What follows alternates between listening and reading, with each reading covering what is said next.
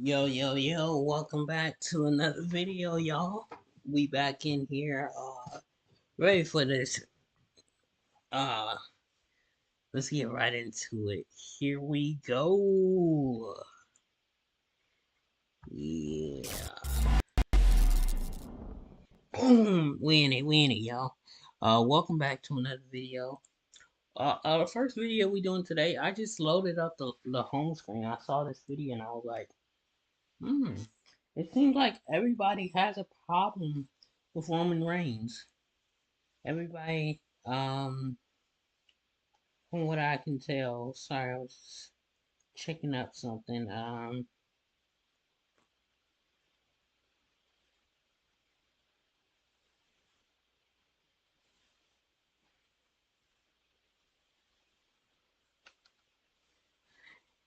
Okay, I'm back.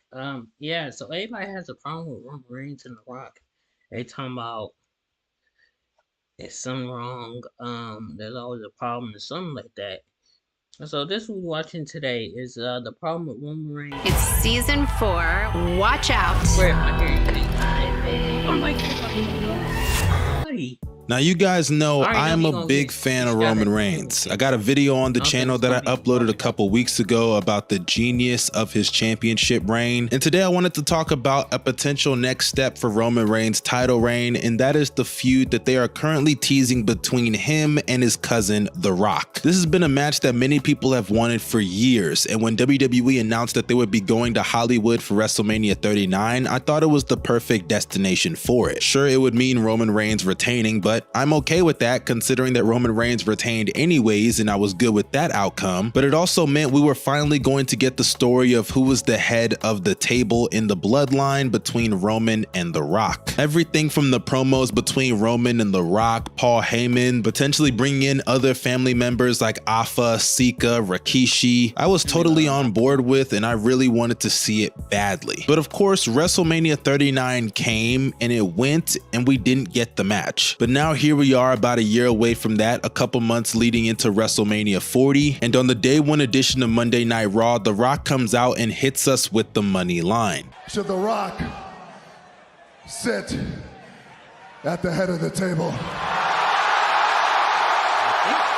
Now, the reaction to this has been pretty positive, but there has sparked the conversation on if this is the right decision to have this match at this time. Because with WrestleMania on the horizon, many people suspect that that's the planned destination for The Rock versus Roman Reigns. Because if you are bringing The Rock back, you don't just bring him back for some B show match, you bring him back for an A show, and what's the best A show? WrestleMania. Because for those who don't know, when it came to pay-per-view buys, the three biggest WrestleManias are WrestleMania 28, WrestleMania 29, and WrestleMania 27. And what do they all have in common? The Rock being featured on all three of those shows in a row. And at WrestleMania 27, he didn't even have a match. He just hosted it. At the end of the day, The Rock is a draw. The numbers show it, and everybody around the world knows it. Hell, if you just go and see the social media interactions that WWE got that day that The Rock came back and teased the match with Roman Reigns, the proof is right there of how big The Rock is on a mainstream scale. And pairing him up one-on-one with not only a family member that can create an intriguing story like Roman Reigns, but the top guy in the business is an opportunity that you just can't pass up. But there are a lot of problems that come out of this situation that many people are not considering. Let's start off with the obvious one.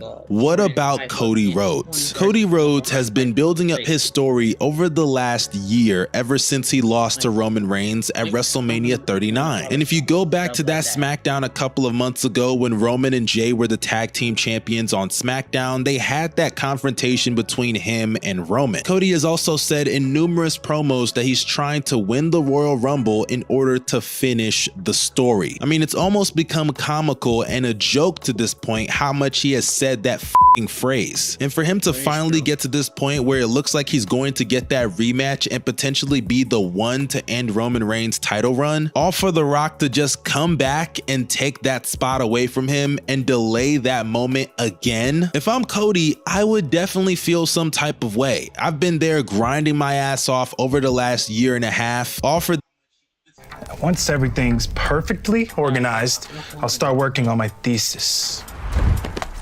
for this guy to show up and have a pretty mediocre match with Roman Reigns just because his name is The Rock. Which leads into the second issue that a lot of people aren't talking about. I don't think this match is going to deliver up to the hype. And it isn't because of Roman Reigns. We all know what Roman is capable of in the ring. Sure, he doesn't do all of the moves that he used to do as the big dog, but naturally that comes with the territory being a heel. On the other hand, with The Rock, that's where a lot of my questions lie. For starters, when it comes to his in-ring work, he has not worked a match in almost 10 years. And the last match that he actually wrestled, not counting the Eric Rowan one at WrestleMania 32 that was like 5 seconds, it was very boring. That WrestleMania 29 match with John Cena was not that good. And when we saw him at day one, he did 2 moves, a spine buster and a people's elbow, and he was out of breath. The Rock is 51 years old, and when we last saw him in the ring for an actual match, he was 42. And even after that WrestleMania 29 match, as bad as it was, The Rock had multiple injuries that he had to get surgeries for. So now, almost 10 years later, I'm expecting The Rock to come out there and not only verbally joust with Roman Reigns, but to go out there and put on a classic. Let's be serious here. Hell, I don't even know if he has the first part of that sentence down, because his verbal skills really have not moved me since he came back for WrestleMania 27. It's not to say that he hasn't had some good promos, but if you just go back and watch the promos that The Rock had with John Cena and CM Punk, he was getting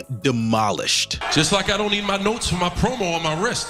When you step in the ring, your arms are just too short to box with God. And since then, with the sporadic appearances that The Rock has had, he has put on kiddie promos. The corny jokes and him telling the audience to say day one douchebag, it's just not moving me anymore. And sure, the audience is going to always eat it up. I mean, it is The Rock, it always works for him. But when you're going one-on-one with a guy like Roman Reigns, who's gonna chew you up and spit you out, and sometimes with a guy like Paul Heyman, who's arguably the GOAT promo cutter, I just don't want to see The Rock come back and get cooked over and over and over again with little to no response other than his catchy slogans. Which leads into the real problem with The Rock versus Roman Reigns. It cannot happen at WrestleMania, nor should it happen. I understand that The Rock is a big draw. WrestleMania will do great numbers with The Rock on the show. But the problem is, WrestleMania is already doing great numbers without The Rock. The company has done a great job over the last year and a half of building up the current stars on their roster to make the card already stacked without him. Wrestlers like Sami Zayn, Drew McIntyre, CM Punk is back. You have Gunther, Seth Rollins. Hell, they've even done a good enough job to make Jimmy and Jay a highlight marquee match on the card for WrestleMania. There really is no reason to put The Rock on that show and force Cody Rhodes out of the spot that he has earned over the last year with finishing his story. To put into perspective how hot the business is doing, they sold 20,000 tickets in a couple of hours for WrestleMania 40 when they first went online. The Rock is great, and certainly he will draw more eyes to the product, but you also have another big show called Elimination Chamber in Australia. The show is due to have over 60,000 fans, and it's gonna be a big show similar to the Clash in the Castle. That is a big enough show to do a Rock versus Roman Reigns match. Of course, ideally you would want it at WrestleMania, but considering everything else I just said earlier on in this video, there's just no need to put it on that show when you already have a built-in story and another huge show built in between now and Mania. And what's great about that is that you can still have The Rock at the Elimination Chamber face Roman Reigns, and he can still come out at WrestleMania and interact with the Bloodline. Solo Sikoa obviously is gonna be at ringside for the Roman vs Cody match. You can have a run-in with The Rock taking out Solo Sikoa from the equation completely. Don't forget you also have Jimmy vs Jay. The Rock can get involved in that match. You can still get to the main goal result where The Rock is on the WrestleMania show while also still doing the Rock vs Roman match on the show before at Elimination Chamber. I personally feel like all sides involved would benefit from that. You would get the end goal of Rock vs Roman, Cody would finish his story, and Roman would finally drop the title. It truly is the definition definition of a win-win-win. The wrestlers, the fans, and the company all benefit. But hey, those are just my thoughts and opinions. I want to know what you guys think down below in the comment section. If you're new to the channel, make sure you subscribe and press that bell for post notifications. Been a lot of new subscribers coming in from the Roman Reigns video and the Seth Rollins video doing great numbers. I appreciate all the support.